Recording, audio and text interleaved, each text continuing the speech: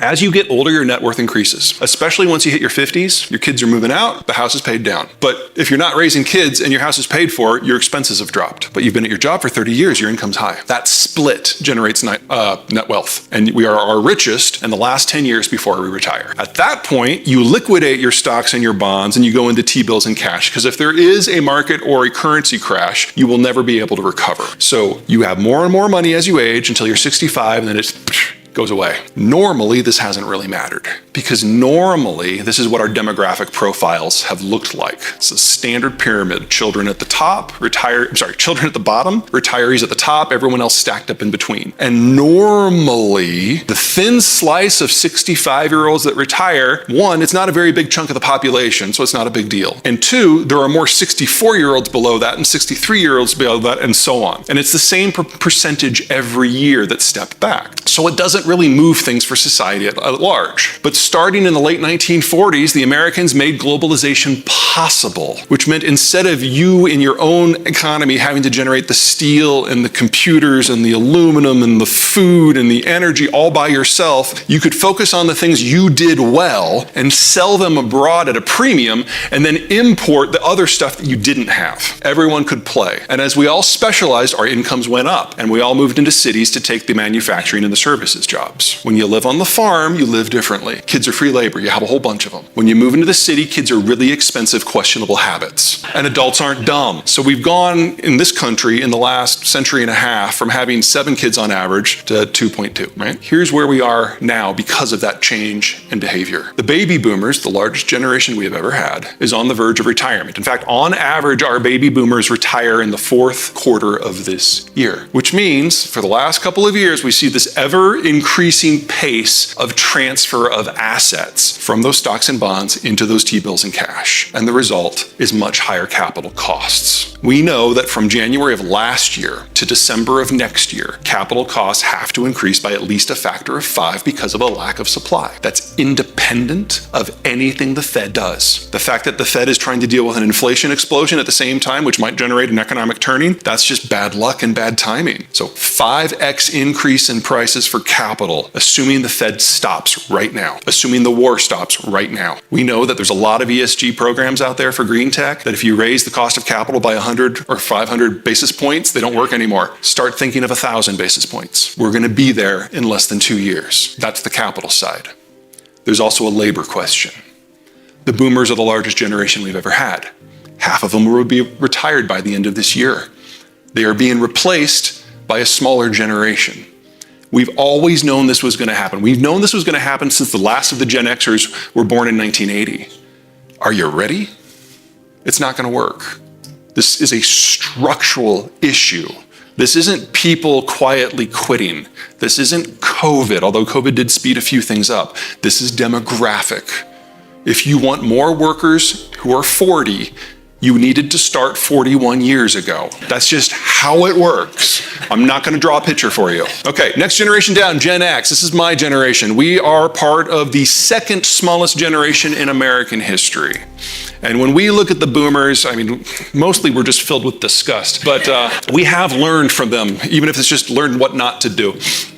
When the boomers entered the market back in the 80s, there were so many of them that they pushed down the cost of labor because they competed each other for wages. That forced most families to put a second worker into the workforce. 2-income families. That generated the pressure that gave the boomers the highest divorce rate in history. Gen X looks at that and is like, wow, we're not doing that. For us, our families and our time are at least as important as our money. So we are far more likely to be single-income households, and we have a much higher marriage preservation rate than the boomers as a result. There are downsides to that. When you've got 800 gajillion boomers and like 112 Xers, and the Xers are the low men on the totem pole, you get the lowest wage increases in American history until now, because now all the boomers are going away. And even if all Xers wanted to work, And we do not. There would never be enough of us to fill all those shoes. So we are now seeing the highest increases in compensation in American history.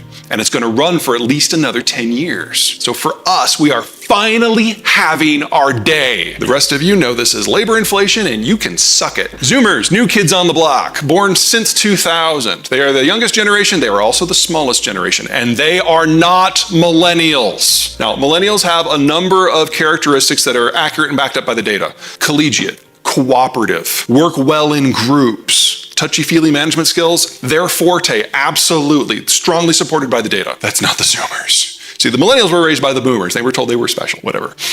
Zoomers were raised by Gen X. We never told them they were special. We told them they were behind, that they could never trust anyone, that Social Security and Medicare and Medicaid weren't going to be there for us, so of course they're not going to be there for you. You're on your own. You trust no one. You have to be better. Not better than the millennials. That's easy. No. Better than everyone. They're overachievers. But they're loners, and they have the highest suicide rate in American history. Probably because we told them that when they turn 17 and a half, they have to get out of our house. Their dream job is to work in a locked closet coding in the dark. They're very loyal workers, but they never want to meet you. And if you need software work, this is great. We've got a whole generation custom built for it. But if you need somebody out on a line, oh my God, no. They are the most stilted workforce we were ever going to have. And we know exactly how many we have. We know exactly what the flow into the workforce for the next 20 years is going to be. They're already here. Just like we know exactly what the outflow because of the boomer retirement is going to be. This calendar year, that's a shortage of 400,000 workers a year. That will probably peak around 2032 at somewhere between 900,000 and 1.2 million shortage. That's our labor environment. We know exactly what it's going to look like for the next decade. Final generation, the millennials. We've talked about some of the positive aspects, so it's only fair to talk about some of the negative. Lazy, entitled, show up for work at the crack of 1 p.m. Data also supports that for half of them. The other half have always done everything we've always expected of them, demanded of them. They graduated from college in 3.5 years. They didn't go to Europe to find themselves for a decade. They went straight into the workforce. And because of it, they got screwed. When the financial crisis hit in 2008, they were the last ones in the door. They were the first ones kicked out. So whether it's because the millennials did everything right or everything wrong, they missed out on 3 to 5 years of core formative work experience in their 20s, and they will never get that back. They are the least skilled worker demographic we have ever had for their age group, and they will be until the day they retire. The hope for the labor market to get back to where we were in 2019 still lies with millennials, indirectly. It lies with their kids. A large generation generates a large generation. All we have to do for the labor market to fix itself is wait for the millennials to have their kids, for them to grow up, get trained, and then enter the workforce, which will first happen in large number in the year 2042. It's not often that you get an economist telling you exactly what's going to go down for 20 years. Run with it.